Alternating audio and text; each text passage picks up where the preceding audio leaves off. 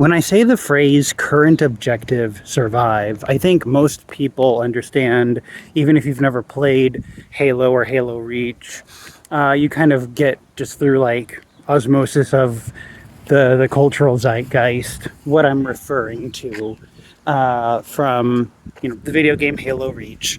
At the very end of the game, you have a mission where your player character, the Spartan soldier called Noble Six, is tasked with surviving as long as possible against wave after wave of alien monsters that are becoming increasingly stronger, more hostile. And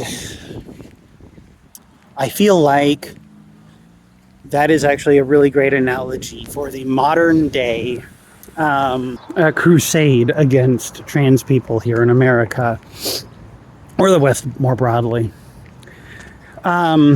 Because this is actually what it really does feel like, right?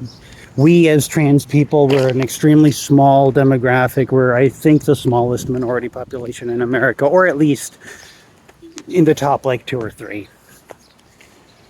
And we're in an era where tons of organizations, groups, what have you, that used to be our allies have willingly turned their backs against us and left us to fend for ourselves. And over the last like 5 or 6 years, anti-trans legislation has become increasingly hostile, more damaging, state level, federal level, executive orders, laws, agency policy, what have you. It's coming on quicker and quicker. It's, things that we used to think were really bad got normalized, and now we've moved on to things that are so horrible and so terrible that it's, we would have thought this unthinkable just like 2 years ago. So,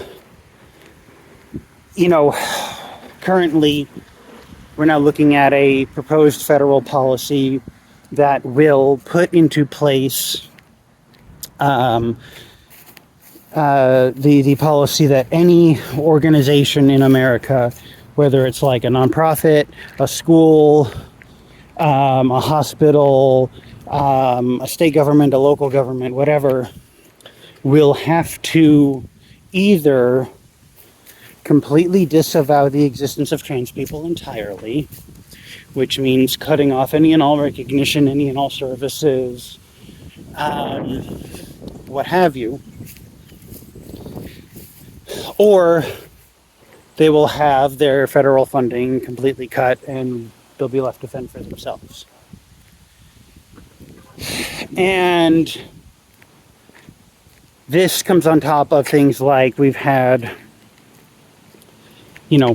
increasing policy proposals, bills that, we're seeing like IDs taken away from us, birth certificates taken away from us, our right to social existence taken away from us, our access to healthcare taken away from us. And it's been coming faster and faster and faster, and it's getting worse and worse. The rhetoric is getting worse. The cultural attitudes are declining quicker. Social acceptance is eroding.